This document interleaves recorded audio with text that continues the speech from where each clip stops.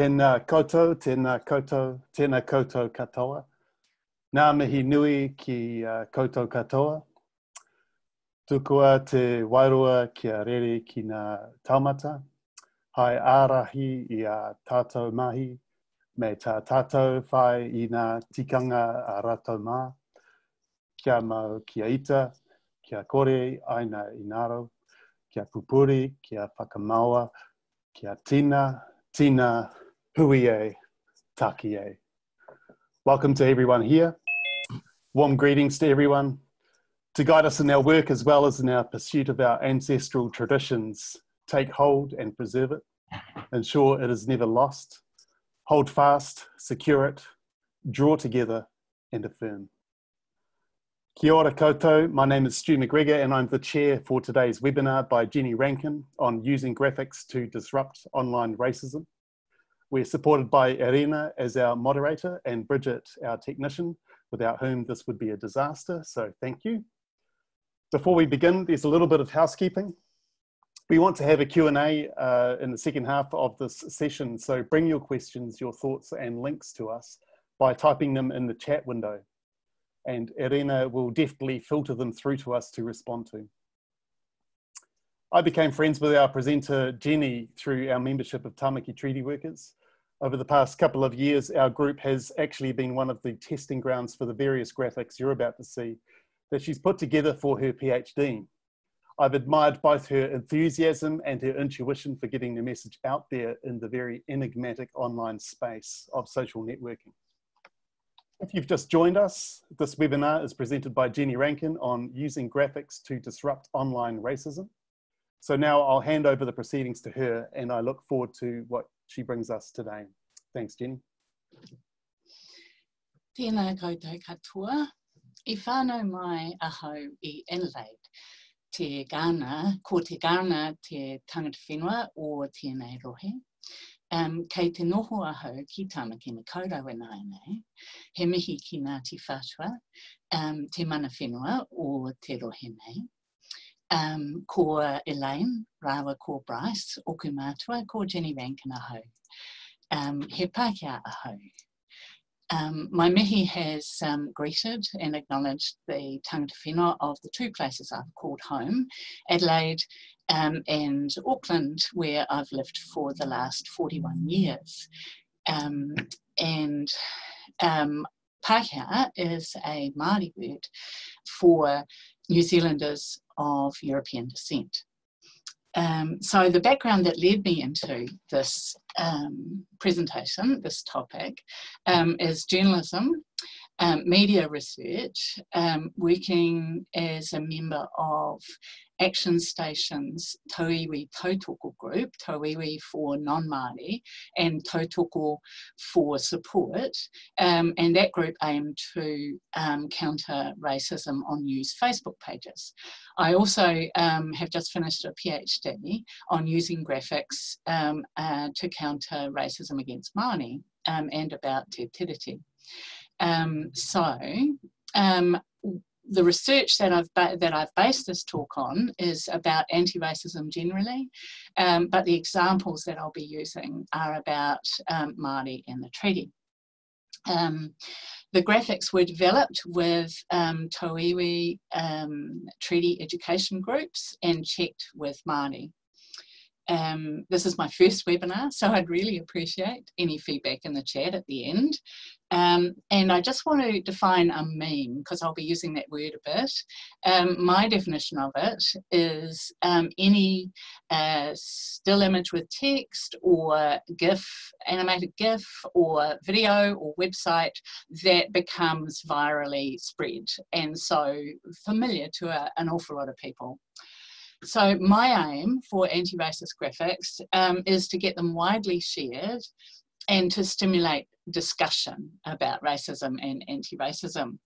My research showed that tauiwi can develop useful anti-racist graphics as long as they're checked with Māori, and that those graphics can stimulate widespread discussion, but that only a small proportion of those graphics get widely shared and that you cannot predict which ones will do so. After this talk, I'll be posting resources and links for making anti-racist graphics onto the Treaty-based Futures Facebook page. So now I'm just going to show you the how. This is 4 simple and fairly obvious steps for the way to do it. So the reason I argue, the reason I argue that graphics should be developed in a group is that for populations who battle racism every day, this is good for your mental health and for your resilience. And populations facing racism have to be involved. Pākehā are useful for telling you what will work with us. It's very easy also to intentionally reinforce one racist theme when you're trying to counter another.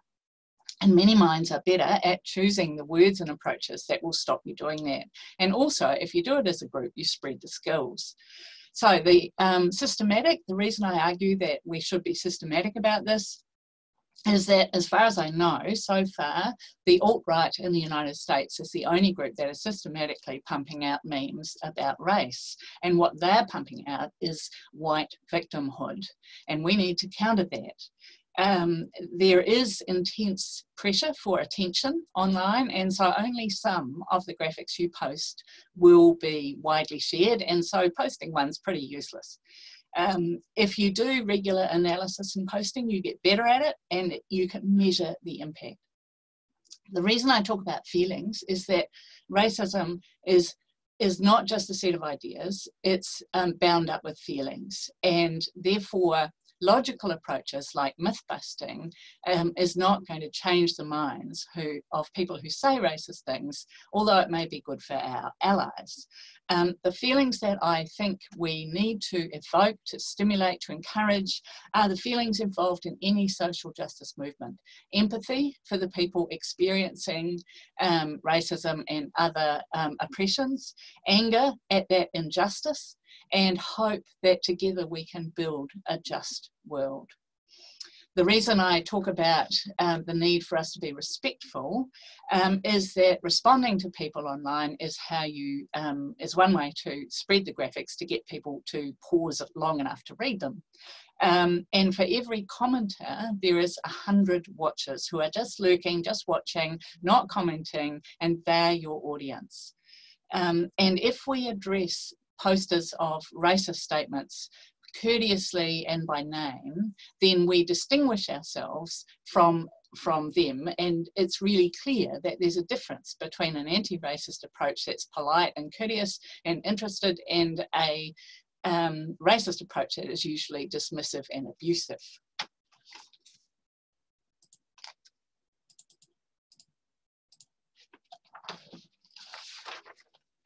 So this is the what. This is what you do. It's pretty obvious, really. But developing alternatives is really hard. The good thing about this approach is that racist themes and anti-racist approaches work at all levels. They work if you're dealing with an individual person, and they work if you're dealing with policy and government action and systemic racism. So that's really useful. But first, before I tell you what worked, I want to tell you what to avoid. Right, sorry.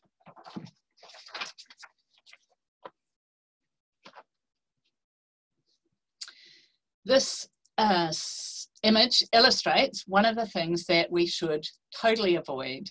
It reinforces the theme that we should all be scared of black men. For those of you watching on phones, the tiny white text says, "You should be scared, he's a dentist." It was from the UK Commission for Racial Equality, and it was one of a series of images they produced which repeated negative stereotypes of people of colour in the UK. Research on this example and on others has found that this tactic actually increases racism, so please avoid it.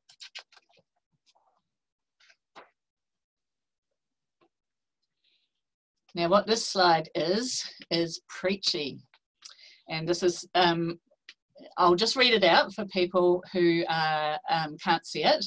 This cartoonist says that he cannot believe that he has to explain white privilege to you all in comic form because no one on the internet seems to or even wants to understand this painfully simple concept.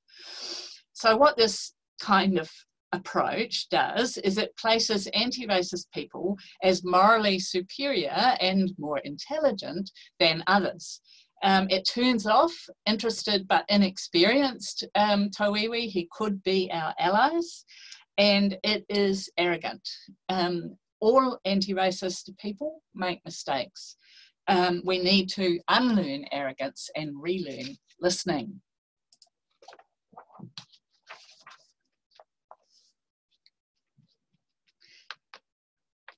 This is an example of trying to simply reverse a good-bad binary.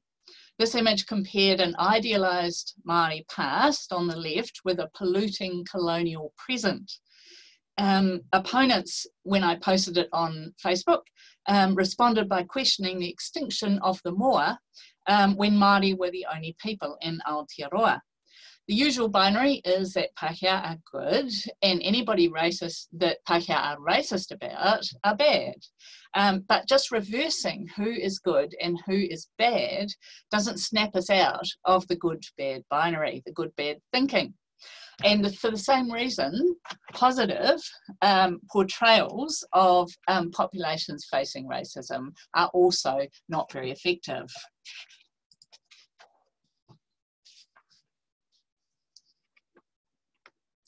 So the fourth thing to avoid is confusion and lack of clarity. This is an image by Māori feminist cartoonist Helen Courtney, who's usually absolutely on point. However, my test group of students that I checked a lot of the graphics with for, you know, the views of people younger than me, they said it was confusing, it was hard to understand, and the details of the perches that the two figures were standing on was distracting. So I never posted it. So what this tells me is we need to check with people outside the group that is developing the graphics that they interpret the images as we mean them.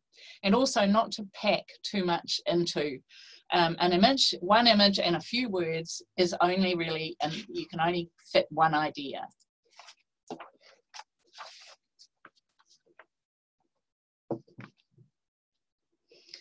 So this is a message about avoiding misleading metaphors. This image of the Titanic is a well-established meme with lots and lots of shares. I thought it was funny, and I tried to work out a stupid treaty-related example that would fit the wording. But a Māori treaty educator pointed out the flaw in this image, that hitting the iceberg was not deliberate, they didn't want to do it, but breaching the treaty is par for the course, it is deliberate. For overseas viewers, the Treaty of Waitangi was signed in 1840 between Māori and the British, and it guaranteed Māori sovereignty over their lands and decision-making among their own people. So what this, trying to fit this meme and others showed me was that the associations and constraints of popular memes generally don't work for the kind of anti-racist statements that I was trying to make. And so mostly I had to develop my own graphics.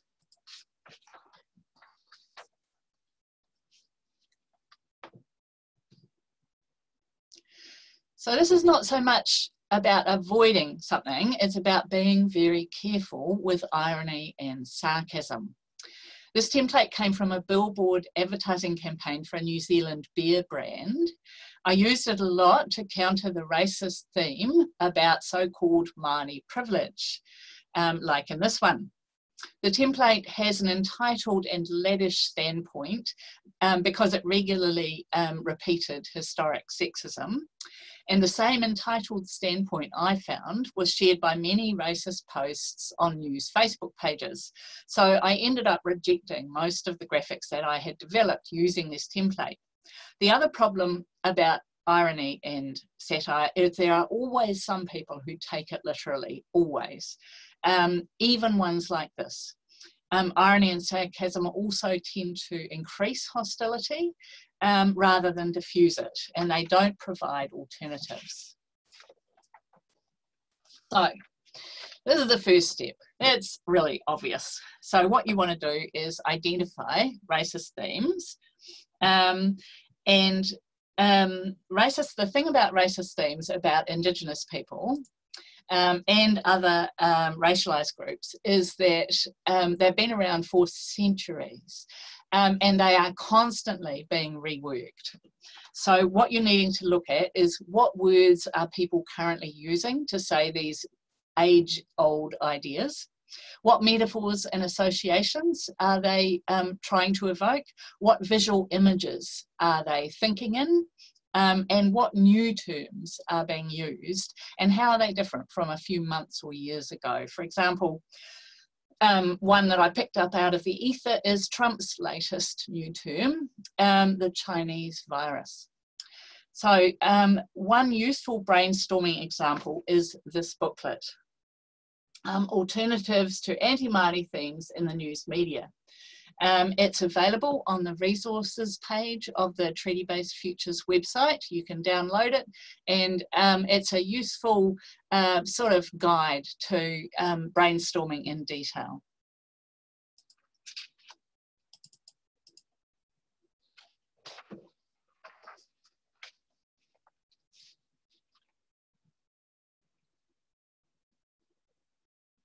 So this is the detail of it all. This is drawn from research on general anti-racist interventions and on countering racist themes. And I'll go through these one by one with examples.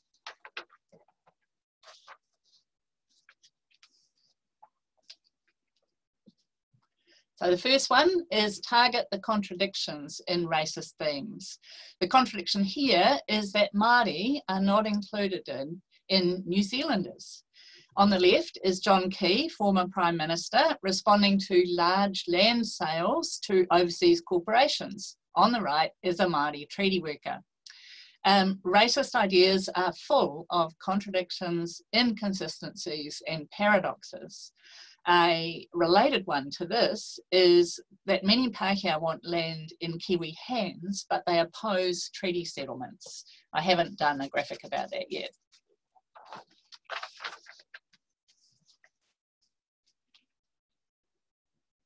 The contradiction here is that Pākehā reject aspects of Māori culture that make us uncomfortable, but they use uncontroversial aspects for a Kiwi identity. For example, the word Kiwi and the haka. This is based on a Pākehā comment at a treaty education workshop, which made the other Pākehā laugh their heads off.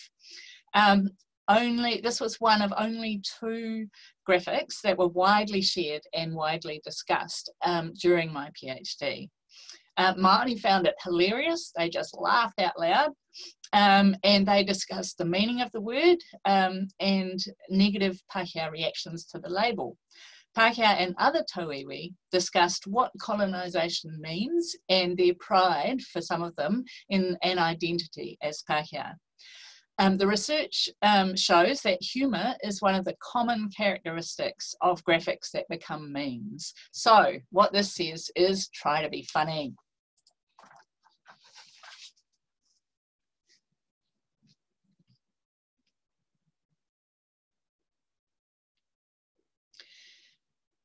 Okay, so the second strategy is trying to stimulate anti-racist feelings.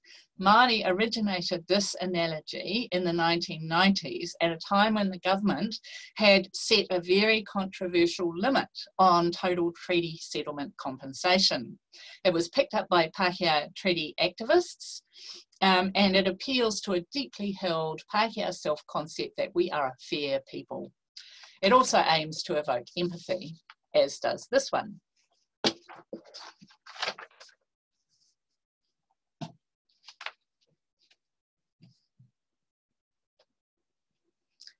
Sympathy is almost always absent from racist statements and action. And compensation is a recurring inequity for Māori, and it's one that many people can relate to, especially right now.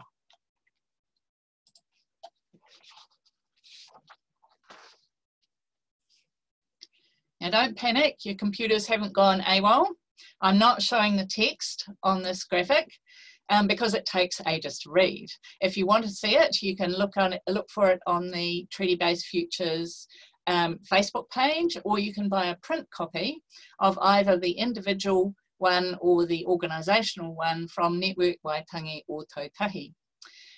This evokes hope about working together for a just future. For example, one of the boxes says, "Speak up when you hear racism." This was the other widely shared and discussed graphic on personal Facebook pages in my PhD. It's since had 2 later spikes in sharing, including in Hawaii, where it was rewritten for non-Indigenous people. So it's my meme. This is the only meme I've created so far. But it's earnest, it's not funny, and it's full of words, and I never predicted that this would be one of the ones that people would pick up on. What this one shows is that timing is another important thing in when things become memes, particularly when you're talking about political memes. It arrived at a time when tauiwi were desperate for information about decolonisation, what it means, how to do it, how to support the treaty. There was lots of discussion, mostly among Pākehā and other tauiwi, about what decolonisation means, statements of determination and hope, and how we can honour Te Tiriti.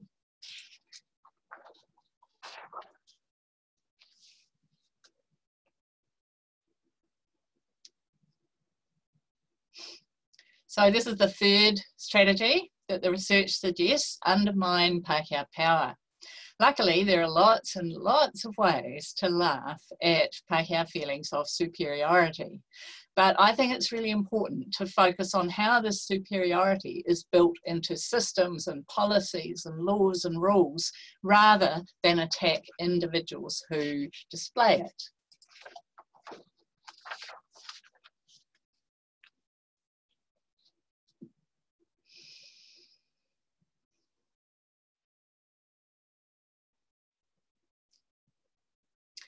This is a remix joke from a Canadian organisation that monitors racism against Muslim people. The image is meant to represent a pill packet.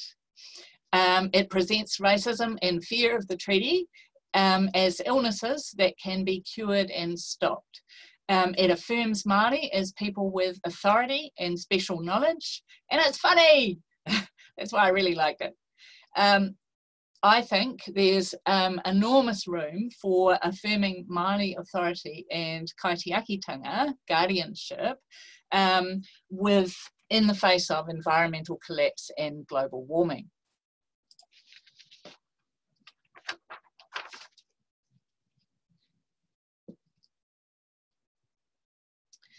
Tangata tiriti, people of the treaty, is a matching phrase to the widely used tangata whenua, Indigenous people, which I used in my mihi. This matching promotes hope in this graphic about mutually acceptable relationships between Māori and tauiwi. One of the treaty education groups that I collaborated with received lots of positive feedback about this label.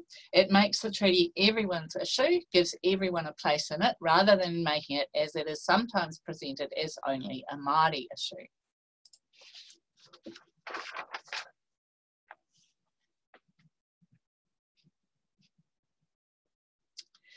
So promoting alternative themes is probably the most difficult strategy to implement. It's really hard to think our way outside of racism. We're totally embedded in it. This image shows Lake Waikaremoana in the central North Island, now governed by a board made up of equal numbers of guardian iwi, ngai tūhoi, and government appointees. This was one of 4 graphics with this tagline. The series affirms Māori authority over resources. It promotes hope for future equity between Māori and tauiwi, and it represents treaty settlements as positive.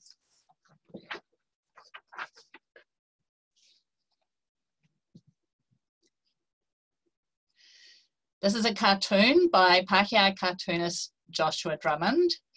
The girl, who's so stalwart and staunch, is supported by boxes that are labelled Te Reo, and that's language funding, Waitangi Tribunal, which hears Māori claims about government treaty breaches, and treaty settlements. The boxes represent the grudging and inadequate government funding to redress colonial breaches which are ongoing. It is no match for Pākehā overprivilege. However, this graphic does repeat an anti-Māori theme, that Māori are somehow privileged, but in a way that ridicules it. So I'd be interested what you think of it.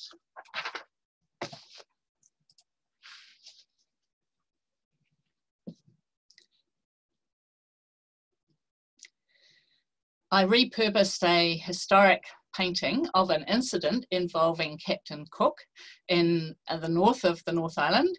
The wording I took from sovereignty advocate Ere Hāpai Ramsden, who said many, many years ago, or who told a group I was in about Māori excitement about European metal technologies during these first encounters, and Māori disdain for Cook's unwieldy ships.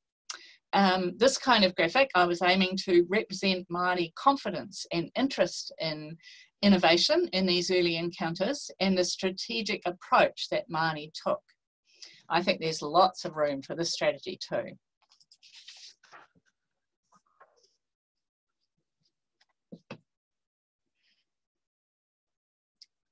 This is the last strategy for actually developing counter graphics. Providing persistently omitted information is a rational strategy. And racism about different populations will leave out or change particular and different things.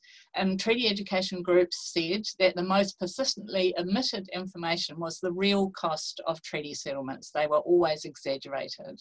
So I made a series of graphics like this using the colours from the Tino Rangatiratanga flag that compared the costs of all treaty settlements to things like MPs' travel, government bailouts of failed companies, the cost of maintaining the armed forces, and the government's income from tobacco tax, ordinary mundane aspects of government. It provides useful information for supporters, but it's not going to change the minds of people who make racist statements. So, technical stuff. At the moment, as far as I know, the best meme sizes are between 400 and 600 pixels, which is about 16 centimetres wide. And that, if you do that in a landscape format, that will show up as a whole. The whole thing will show up in Facebook or Twitter, in your Facebook feed. If you do a 600 pixel as a portrait, it will be cut off, half cut off in your Facebook feed. Right.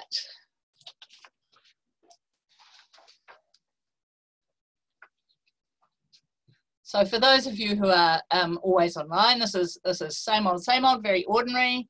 Once you've made and checked your anti-racist graphics, always use a hashtag when you distribute them.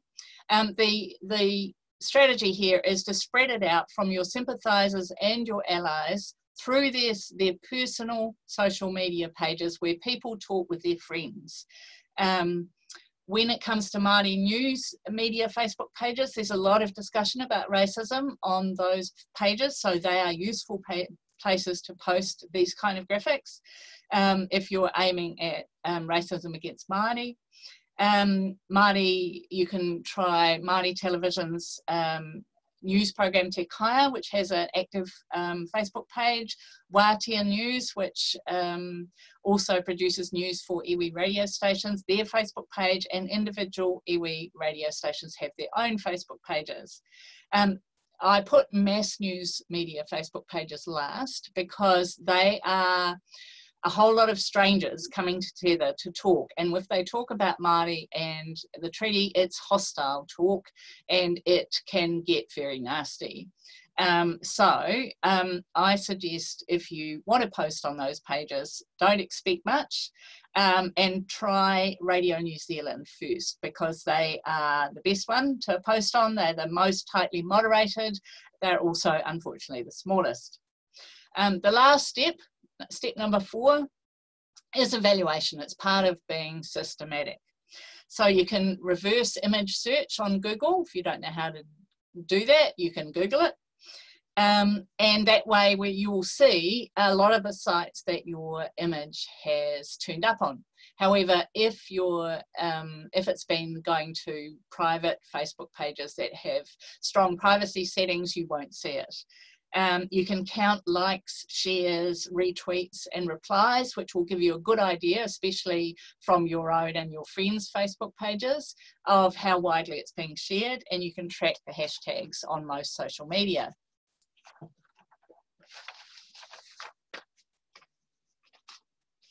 So I've got a bunch of links for all of these things, which will be listed on the Treaty-based Futures Facebook page shortly after this, once I get round to doing it.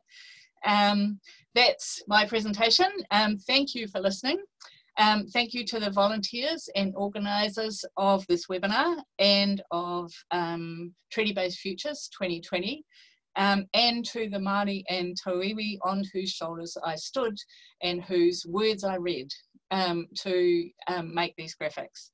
I was available in Auckland for interactive face-to-face workshops on how to make graphics, anti-racist graphics, but like everyone else, I am now trying to create these kind of workshops online. You can contact me through the Treaty-based Futures Facebook page if you want to follow that up. I look forward to your questions. Thanks, Jenny. It's been really, really cool. I think it's the third time I've heard the presentation, and each time there's been more and more to just glean from your wisdom and your experience. One of the things that I think has really been hammered home to me has been the idea of being kind, which seems to be the mantra that's going around at the moment, but the idea of unlearning our arrogance and relearning our listening skills, which seems really counterintuitive when we match that with anger. But I'm wondering if one of the questions I might have, just while we're waiting for others to compose theirs, when I'm thinking of a meme, I haven't had a successful meme. I've tried, but whatever. When I'm thinking, I think, yeah, this is it. This is going to tell the whole story, every bit of the story, the whole truthful story, and I'm going to put it out there, and this is going to change everything. Obviously, I'm wrong. So what would you just say to someone like me who wants to make an effort? Well, what I learnt in making all these graphics, I was trying to address the 13 anti-Māori themes that were identified in that booklet that I showed earlier, alternatives to anti-Māori themes in the news media, on the Treaty-based Futures resource page. And I didn't even manage, I created 88 graphics, and I didn't even manage to counter each one of those themes, even once. So what I found was that privilege and there were particular themes that were on news Facebook pages, and I focused on them. But what I also learned was one idea at a time. So one contradiction at a time. For example, one theme might have lots and lots of contradictions. So you can only use one graphic to aim at one contradiction. Nice, nice. That's good advice. We've got some questions coming through. Emma is asking, how do we know if we're allowed to use particular images, i.e. copyright issues? Okay, one of the things I'll be posting on the Facebook page is sites for copyright-free images. I think it's really important to do that, and you might have noticed the grey writing at the bottom of all of those graphics. I acknowledged the source of the images that I used when I knew them. Some of them, like that Titanic one, I couldn't find out who originated that image. And for a lot of memes, it's impossible to find that out. So you can list the site from which you found it, from which you took it. That's the best you can do. And what I found that for some images, I had to actually have photos of Māori to be able to say the things that I thought might work. And so you then would ask permission. And I think it's really important to also show them the text that will be with their photo, because other people can remix it once it's been posted, so they have to be comfortable with that text. So I had a two-stage process, permission for the photo in the first place and permission for the photo with this text in the second place. I hope that answers your question. Yeah, I think that pretty much covers it. Sort of tied with that is the question from Hiromi, who asks, is it appropriate to use people's faces in photos? And he's wondering about the privacy implications of that. How well known should people be, etc. What would you say to that? Particularly, I remember seeing the image of John Key and that Māori activist. I'm assuming it was an activist. Actually, I don't know who that was. But in that meme, did you seek that person's permission? Absolutely, I did, but I didn't seek John Key's permission.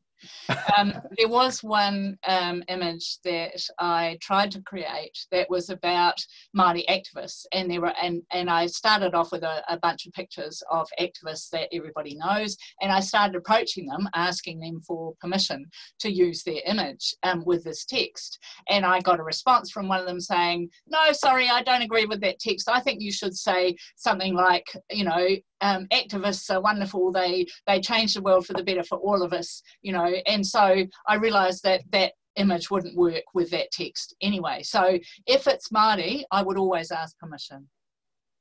Yeah, good call. Are you happy for people to share the resources? Yeah, I mean, that's why I've got a Facebook page with these images on them. Okay. I haven't actually put heaps of work into publicising it, so this is the first time I've really, you know, put it out there. So it's an open Facebook page, and so you can copy, you can paste your own, you can send me your own images. It's called Social Justice NZ. Lynn asks, in line with this, she's saying, are there any good Māori artwork sources for memes? But that raises another question for me about how comfortable we should feel, particularly for Pākehā, about using some of the imagery. Like, what would be some of your advice around that? Well, one, I've only seen a very, very few ad hoc images by Māori about racism, and I haven't copied any of them. I would always ask permission before if it was posted on an open site saying please share, then I wouldn't ask permission. But if it was, you know, I mean, I think it's better to err on the side of checking rather than on the side of just using. What was the other part of your question?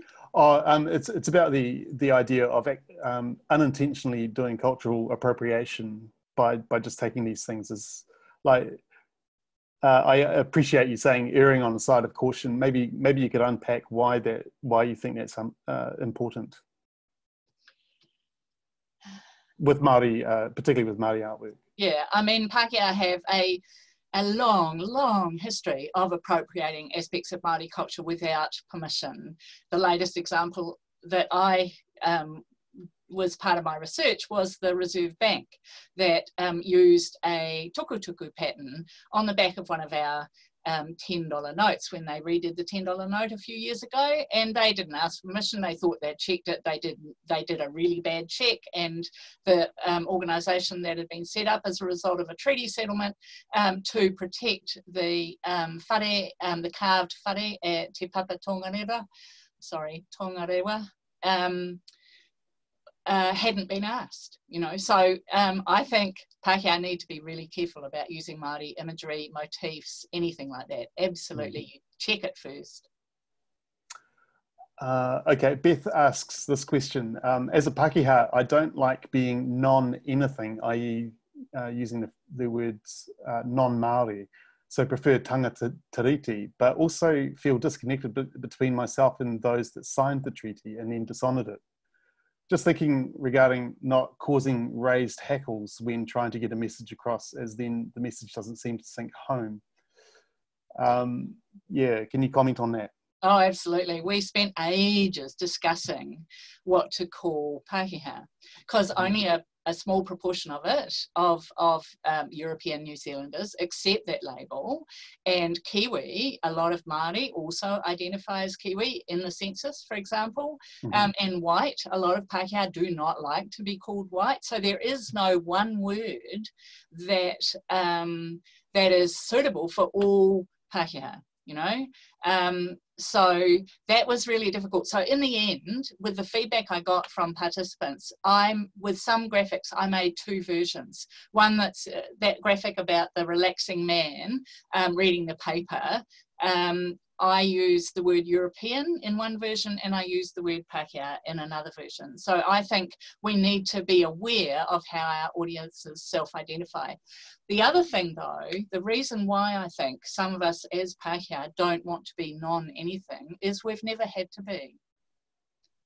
We've always been the centre. We've always been the human norm. Like human rights are based on a white norm, and you can see that.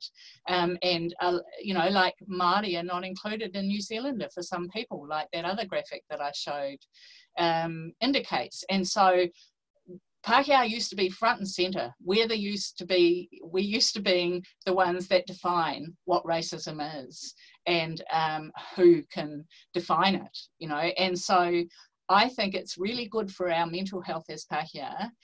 It has been really helpful for me to be non-Māori, to put Māori in the centre and everybody else be non-Māori.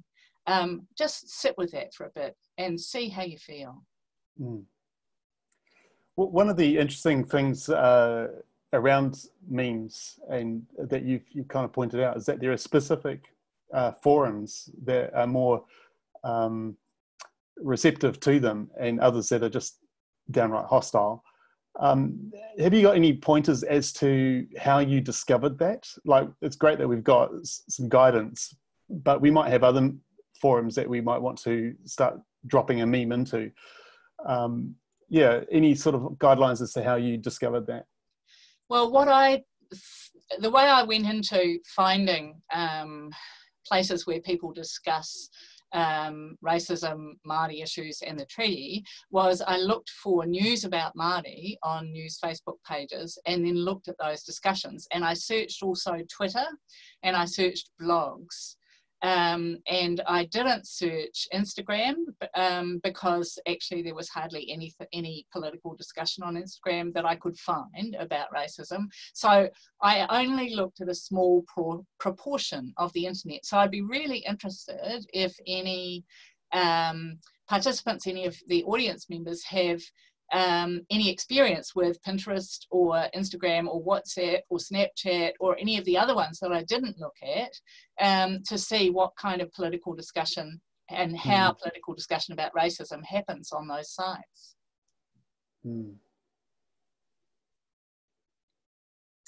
Couple more questions have come through. Chrissy's commenting on the graphic that we talked about with the Pākehā at the top, saying, talking to the Māori girl at the bottom of the cliff.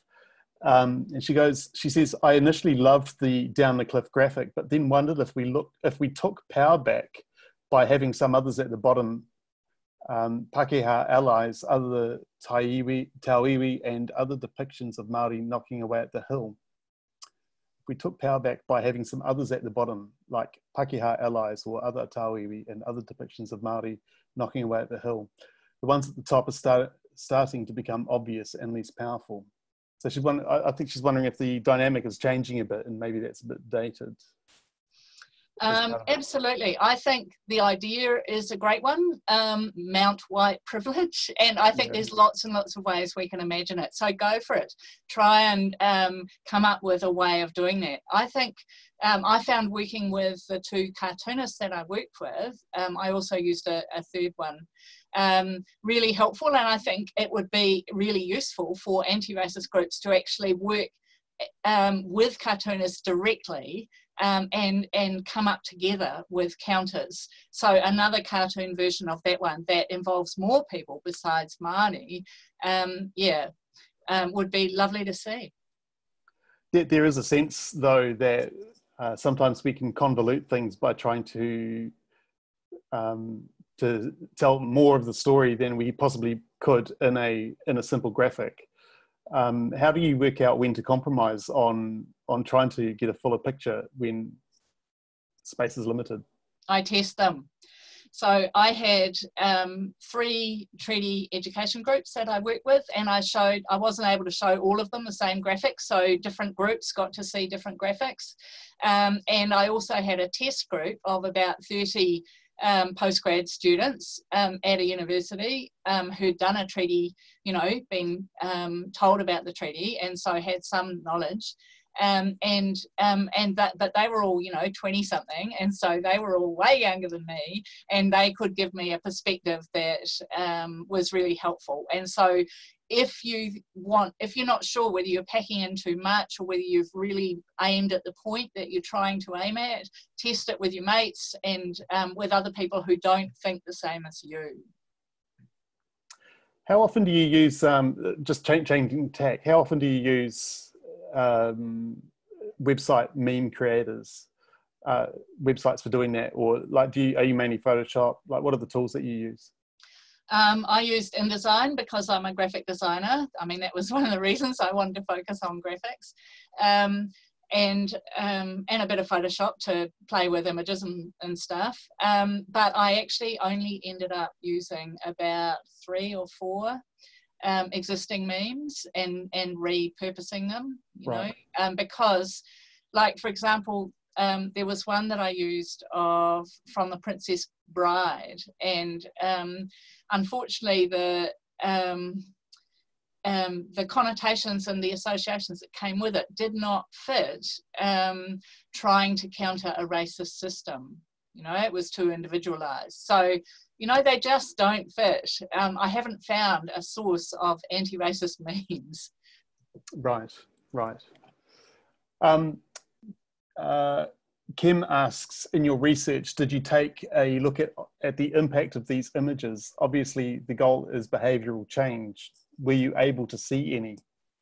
It's a great question. Right, yeah, well, this is what we're all aiming for. The thing about online is you can't tell what people do with what they discuss, and you've got a fairly fleeting moment of discussion. And so what, I think we need is a combination of online and offline connections, so that, and this is what I've seen in the chat in previous webinars, is that people provide contacts for groups, anti-racist groups in different areas, or treaty education groups or whatever, for people to keep on going with. And that's what we need. All I was able to measure was what people said about these graphics on a few personal Facebook pages, because a lot of them weren't, the privacy settings prevented me from seeing what was discussed on those pages. So I don't know whether they changed their behaviour at all. However, I think this is sort of one more tool for our toolkit, and it's one we're not using at the moment.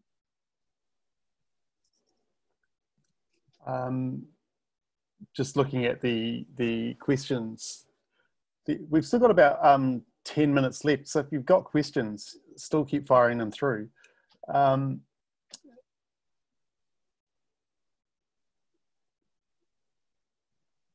So Lynn is commenting on it seems that the graphic of the Mount White privilege has captured the imagination, and Lynn is commenting, with the dynamic changing, I thought maybe an ivory tower for that graphic, maybe with some climbing or many climbing and toppling. And she's wondering what you might think about that. An ivory tower. Yeah, and some people climbing and falling. So we're talking about this graphic. Yes. Yeah, I mean, you could call it, you could have a graphic of a famous university sort of icon like the clock tower at the University of Auckland, and you could call it Mount White Privilege if you wanted to have a go at the university as a Pākehā institution. I think it's really good to practice drawing or creating a graphic using, I'll be posting some cartoon sites, and but I'm not an illustrator, so that's why I find cartoonists really, really useful. I wouldn't have been able to come up with this image by myself. Tessine asks, what other lessons can we learn from the alt-righters' systemic use of the memes?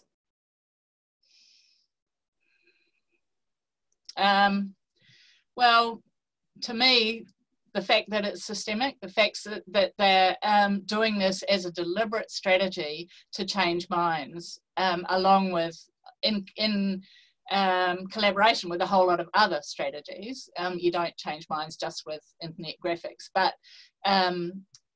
that's why I argue we need to do this systematically. And I still haven't been able to find anybody who's doing this systematically. Treaty-based Futures have been trying to do it, but I've been rather preoccupied and I haven't contributed to that. We've been doing it with a WhatsApp group. And so we've been collaborating. There's been 4 of us working on them. And that's a wonderful way of collaborating across geographical differences, distances. Yes, sorry, No, it's fine. I think one of the interesting things is that maybe that taps into the, I guess, anecdotal comments that people have made around the left being quite splintered and really hard to unify around things. And I could see how the left, who would be wanting to promote these, or promote these anti-racist memes, might really struggle to actually agree. But whereas certainly the alt-right seem to be much more comfortable with just putting stuff out there in a much more unified front. What's been your response to actually trying to work with other people? Like you've mentioned that you do have sounds like a pretty small group of people. Are there other people that you've come into contact with that would be interested in doing these memes?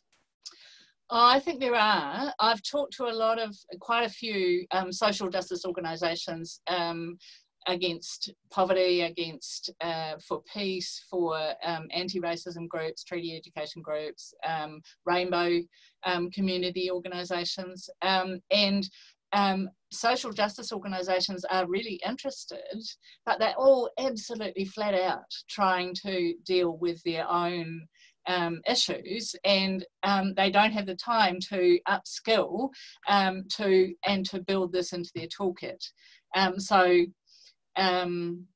Yeah, sorry, what was the rest of your question? No, that's okay. I mean, it's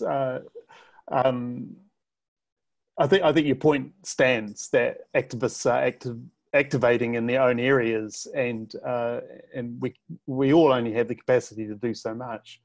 Yeah. So not everyone is in the same space with this stuff. Yeah. There's one thing I'd like to say. During the development of these graphics, we also struggled with a big problem about treaty settlements. There were 2 things about it. One is that treaty settlements are absolutely essential to acknowledge the massive, massive breaches that have occurred during colonisation and are still going on. And so treaty settlements are really important in decolonising Aotearoa. However, the way in which they have been structured and unilaterally decided by successive governments is deeply unjust and is a breach of the treaty itself. And the treaty education groups that I collaborated with really struggled with how to get both those contradictory things across at once. And so what we decided to do is have a set of graphics that supported treaty settlements and that tried to show how they benefited all of us, and a set of graphics that talked about how unjust the process was. Yeah. So a multi-pronged approach really to to address lots of different areas at the same time. I'm just wondering if we should probably look to wrapping it up around there. It's 5:25, we've got 5 minutes. Jenny, I think it's been an extraordinary conversation. I'm really grateful for the time that you've been able to commit to. I've been watching behind the scenes, how much effort you put into making this presentation as good as it has been. And also the research that you've done is very illuminating, and I can see from the comments that have been coming through that the participants have been quite invigorated by what they've heard and seen and learned today.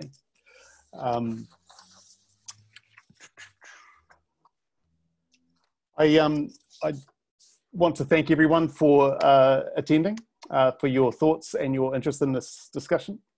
I trust that it's been good food for thought for you, and that there's been some practical help in how to become mean bosses for promoting anti-racist themes in this online world. Jenny, thanks for your great work. To Irina for moderating, and to Bridget for ensuring that the sky didn't fall down on us in this webinar. You can engage more with this in the Facebook group at bit.ly/decol2020, bit.ly/decol2020. And you can also head over to stirnz.org to see more webinars that are upcoming. In these very strange times, as we're rapidly approaching quite a significant lockdown, someone sent this through to me, and I thought it would be a good way to end the webinar, a nice way to ground us. He karakia mō te wawa nei. Haere mai te manawa ora, haere mai te kaha. Haere mai te whirikoka, kia tau te rangamari e. Being positive in this difficult time, I welcome the breath of life, I welcome the courage, I welcome the strength for peace and harmony. Thank you everyone, and take care out there.